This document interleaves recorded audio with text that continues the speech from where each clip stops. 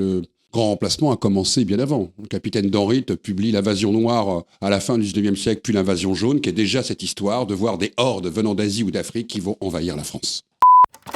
Alors déjà, l'angoisse du déclin de l'Occident a commencé bien avant Spengler, bien avant tous les théoriciens du début du XXe siècle qui ont beaucoup écrit dessus. C'est un moment où la manière de percevoir le déclin de l'Occident va faire naître chez les penseurs anglo-saxons, allemands, français.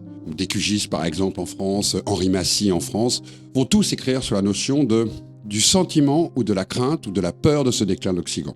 D'autres vont même écrire sur l'émergence des flots montants de couleurs, c'est-à-dire en gros les peuples du Sud.